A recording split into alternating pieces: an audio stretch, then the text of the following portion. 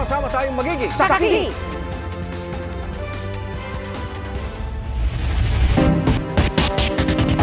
Iga, mismong ina ng 3 menor de edad ang bistadong nang-aabuso umano sa kanila sa Misamis Oriental. Arestado ang suspect na nagsisisi raw sa kanyang ginawa. Saksi, si John Consulta.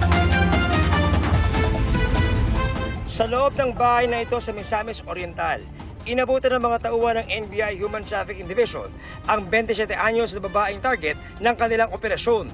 Ang babae, inaabuso umano ang 3 menor de edad na anak para sa online video na ibinibenta sa mga banyaga. Sa isang implementation ng warrant at naaktuhan din nila yung subject na ino-offer nga itong kanyang mga anak for sexual exploitation. Yung mismong nanay ng 3 bata na age 8, 6 at 1-year-old ang siya mismong nang-aabuso sa kanyang mga anak. Ayon sa NBI, ilang taon nang nangyari ang pang-aabuso. Kinasuhan natin ng kasong human trafficking. Kinasuhan din natin ang paglabag ng anti-OSEC at OSAIC law at ang kasong child abuse. At pinakahuli, kinasuhan din natin ng rape with sexual assault nga dahil napatunayan dun sa video na inimbestigahan natin na talagang inaabuso niya yung mga anak niya. Pahayag ng ina sa GMA Integrated News.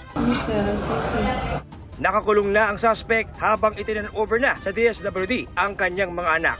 Base sa datos ng Philippine Statistics Authority o PSA, as of June 2022, aabot sa 1,097 ang child abuse cases na tinugunan ng DSWD. Mahigit 200 dyan ay sexually abused at mahigit 100 ang biktima ng trafficking. Para sa GMA Integrated News, ako si John Consulta, ang inyong saksi. Sa gitna ng pagkapula ng sunog sa San Juan kahapon, nagbuwis ng buhay ang isang fire volunteer. Ang pag-alala sa kanya ng kanyang pamilya at mga kasamahan. Ating saksiyan. Bago mag-alas 8 kagabi, matagumpay na naapula ang sunog na sumiklab sa Barangay Batis sa San Juan City. Sinikap ng mga bombero na hindi madamay ang isang kalapit na oil depot. Pero habang papalabas ang isang grupo ng mga bombero, bumigay at bumagsak ang isang nasunog na bahay. Habang nasa loob kami, magkakasama kami lahat. May 2 bahay pa kasi na nasusunog sa loob. Pagtabid namin ng pangalawang bahay, is doon na namin narinig yung pag-collapse ng isang buong bahay. Kasi akala namin walang patient na nandun. So pag-iikot namin, nalaman namin na may natrap pala na isang kasamahan namin. Nadagana ng bahagi ng kisame ang 25 anyos na fire volunteer na si CK Oliver. Isinugod siya sa ospital pero pumanaw pasado alas 10 kagabi. Kapalit ng kabayanihan ni CK, hindi na siya muling makakasama ng kanyang mga kaanak at mahal sa buhay. Masakit, alaga namin yan eh. Sa amin lumaki yan eh. Matagal na pong fire volunteer ni si CK. Sa amin kasi lumaki yung batang yan. Alaga rin ng kapatid ko. Sa amin natutulog yan. Kasama namin lagi yan pag namamasyal. Ganun. Kaya nakakalungkot na nangyari sa kanya to. Ang iba niyang kasamahan na pasugod din sa ospital para makidalamhati. Di alintana kahit katatapos lang nilang rumisponde sa sunog. Sakit po para sa amin. Lalo na ang tagal ng pinagsamahan namin. Sakit para malaman namin na yung kasama namin is nandun, nabaksakan ng isang structure. Ang Bureau of Fire Protection National Capital Region nangakong magpapaabot ng tulong para sa nasawing fire volunteer. Yun po yung mga kasama po sa hazard po sa aming mga trabaho kung maliban sa mga smoke, fire. So possible din po kasi ang mga structural collapse kasi po nababad po sa init yung mga bahay. Alam naman natin sir, hindi matatawaran yung naitutulong ng fire volunteer sa Bureau of Fire, sa government tuwing may mga sakuna at may lalo na kung sunog. Pero siyempre dapat kailangang maingat pa rin lahat.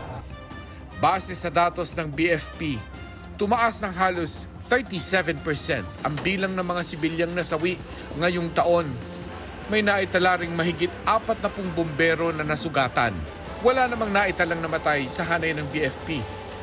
Kumpara naman sa parehong panahon noong 2023, mas mataas ng 45% ang naitalang sunog sa buong bansa mula January 1 hanggang April 17, 2024.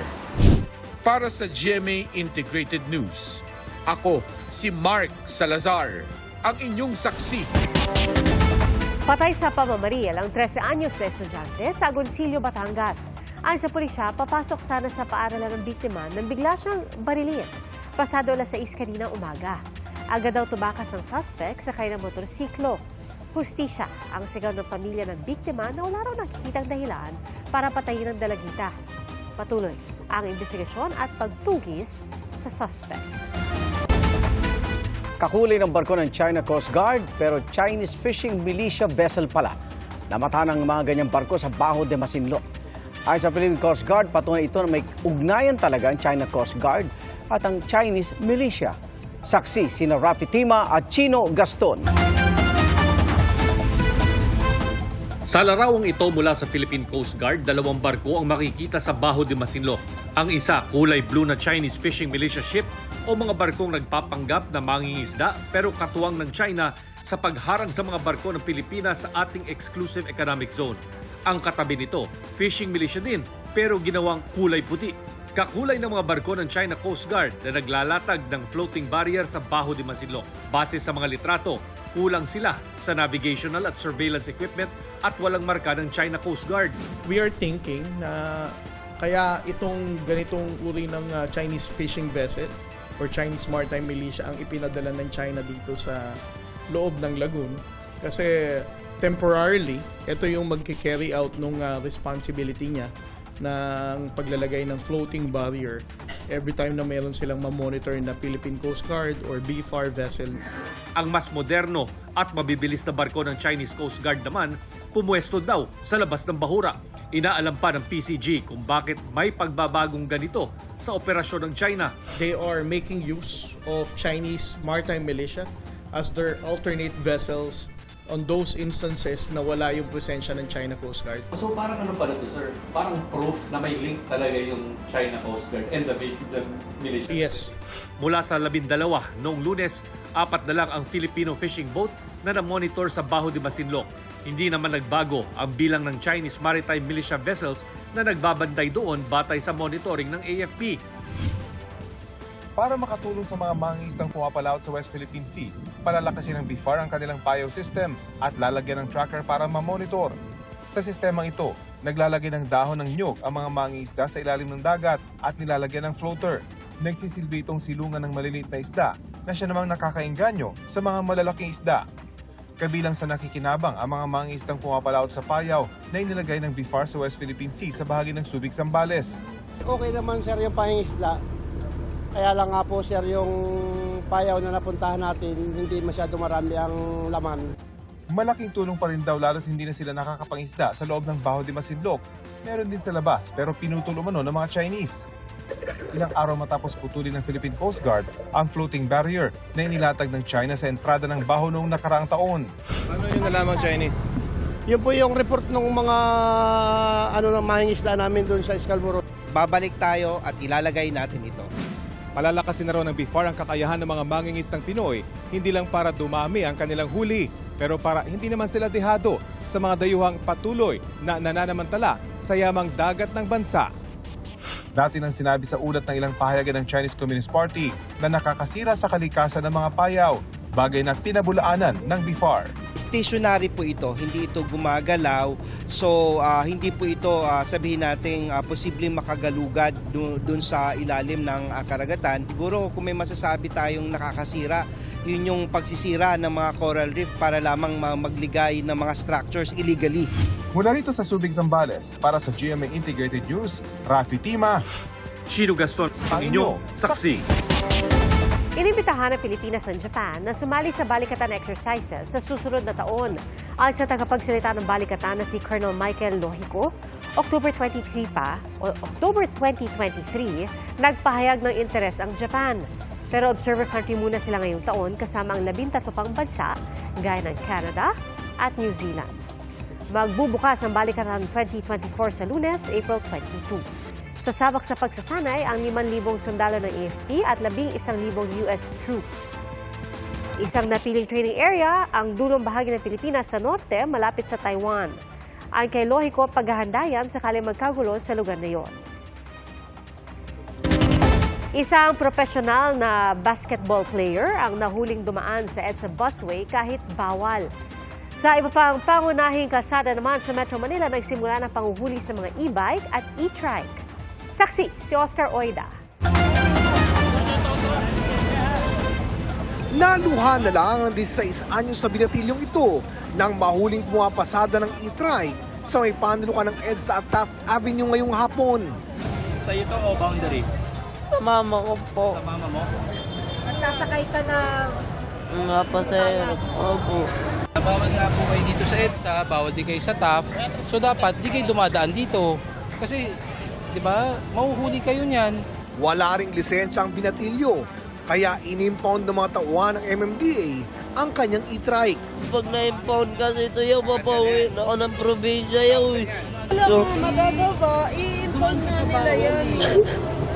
Kung nitong nakaraang 2 araw, pawang paninita lang ang ginawa ng mga enforcers sa mga e-trike at e-bike sa mga major roads sa Metro Manila. Kanina, pinagtitikitan na ang mga nahuli. At yung mga walang lisensya, in-impound pa. Karaniwang paliwanag ng mga nahuli, di raw nila alam. Hindi po ako nakakaroon ng balita. Hindi ko alam na bawal palang tatawid. Kasi sinabi naman sa balita, pwedeng tumawid. Pwede tumawid sa barangay road. Ito po ang TAF, hindi po siya barangay road. So bawal din sila tumawid ng TAF. Bawal din silang bumaybay dito sa EDSA. Itong isang ito, patrol e-bike pa man din ng barangay. Alam ko naman po yun sir, pero yung patrol hindi ko alam na bawal pala siya. Kasi may papakrimate kami na tao, humingi kami ng tulong sa City Hall, kaya nagmamadali rin kami. Regardless po kung gamit ng barangay, basta ho dumaan sa tulad dito sa EDSA, kailangan ho nating tikitan. Di rin pinalagpas ang e-trike na maghahatid lang daw sana sa mag-inang magpapacheck up lang daw.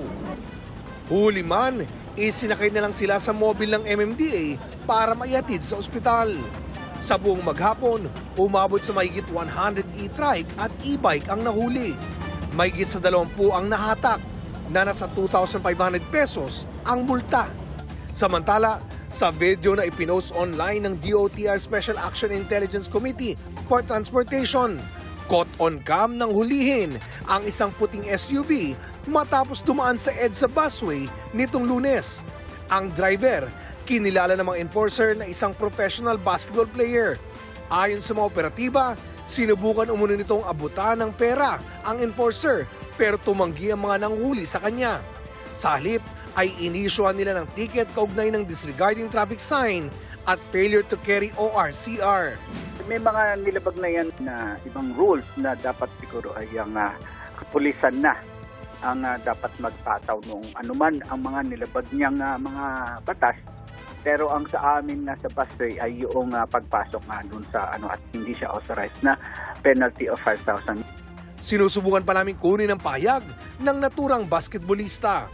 Para sa GMA Integrated News, Oscar Oida ang inyong saksi. Mga kapuso, sama-sama tayong maging saksi. Mag-subscribe sa GMA Integrated News sa YouTube at para sa mga kapuso abroad, samahan niyo kami sa GMA Pinoy TV at sa www.gmanews.tv.